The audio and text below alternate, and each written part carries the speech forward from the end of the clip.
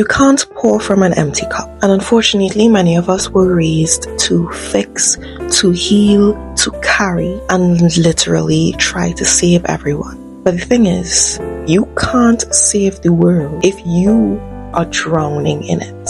And at some point, you have to make a decision. The world will always have something that needs saving, but you deserve to be saved too. Hi my loves, welcome or welcome back to my channel. It's Duchess and I teach you how to love yourself but also growing into loving myself. And today I want you to ask yourself a question. Am I going to continue to try to rescue everyone, or am I finally going to rescue myself? In this video I'm going to give you 3 main tips on how to stop feeling like you are the superhero for everyone else and how that could actually be detrimental to your own self. Let's get into it. 1. You are not responsible for everyone's healing. I need you to let go of the notion that you need to fix people.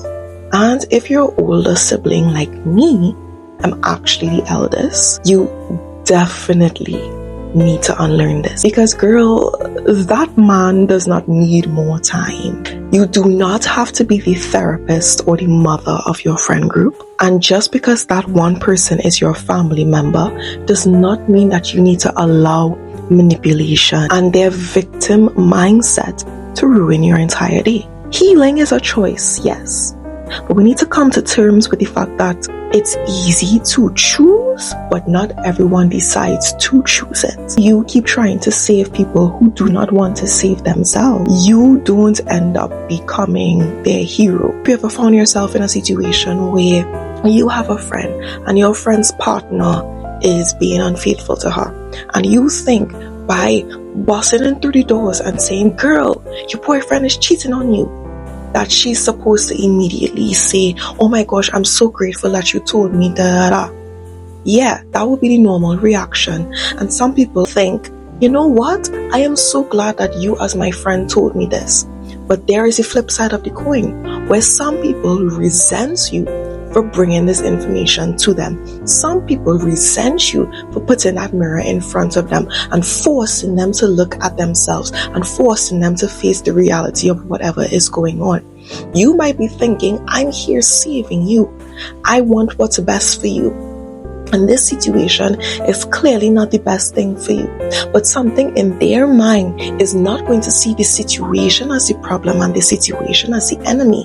They are going to see you as the enemy because you brought it to their attention. It sucks.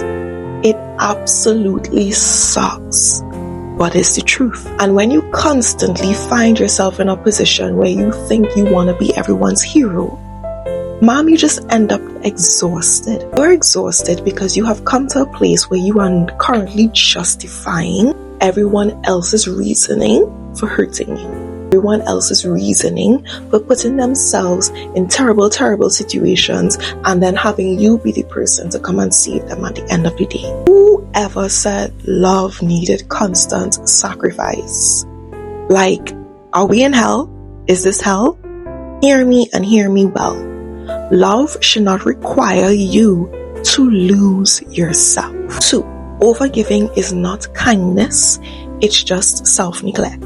Here's how to recognize if you're overextending. A. You say yes when you really, really want to say no.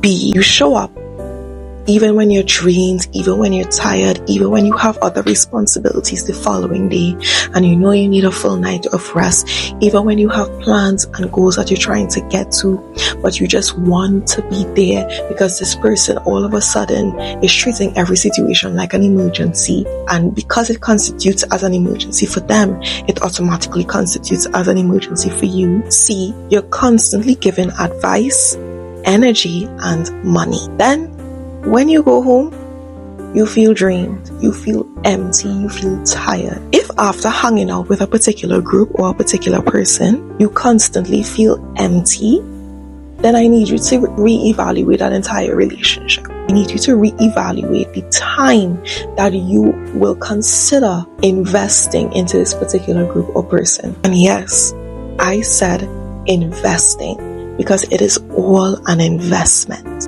Real kindness includes you. It includes yourself.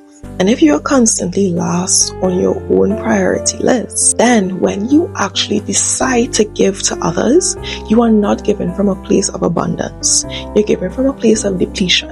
You're giving from a place of emptiness. And no wonder you're always exhausted. 3, saving yourself first will trump everything. It's the real glow up. When you get into this mindset, this is where you can actually observe everything shifting. You have to stop trying so hard. That's it. Choose environments that feel safe or that make you feel safe. And this will be very obvious. You would know your body will always react. You will always feel nervous or anxious, or you have difficulty breathing, or the body always finds a way to tell you, hey, we are uncomfortable in this situation. Set boundaries without feeling guilt. And this is going to take some time because you're not used to it yet. But the more you do it, the more you get used to it, the more confidence you build in doing that particular thing. Prioritize your mental and emotional health. Put things aside, things that you like to do, things that you enjoy doing, that you do either every day or every week, to kind of signal to your brain that, okay, this is the time that I'm using for myself to pour back into myself. And whether it's doing nothing at all, whether it's just sleeping, whether it's taking yourself out to watch a movie, to have dinner, to take a nice walk in the park, find something that you enjoy doing so that you can regenerate yourself. Allow yourself to feel lighter.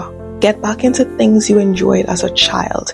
This is one of the main ways that I use to heal my inner child, is by going back and remembering things, books I like to read, shows I liked to watch, colors I enjoyed as a child, and just spending some more time doing those things or viewing those things. You kind of get that feeling of nostalgia, and it makes you feel safe once again, because now you are redirecting, or you are structuring the memory around that thing. It is now something that you lean into for comfort and for a safe space. Instead of feeling like you need to save everyone, become their inspiration to save themselves. Bring your energy back to you by getting rid of the belief that you're not doing enough.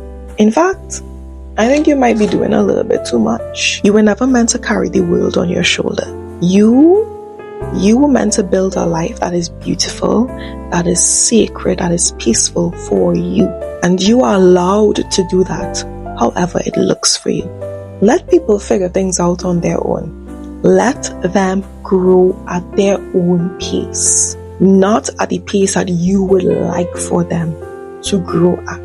In the meantime, you become your own safe space. Save yourself, because that is the only life that you're truly responsible for. Let me know what you think about this video or these points down in the comments below. Don't be shy, subscribe, and I'll see you in my next one. Love you, bye.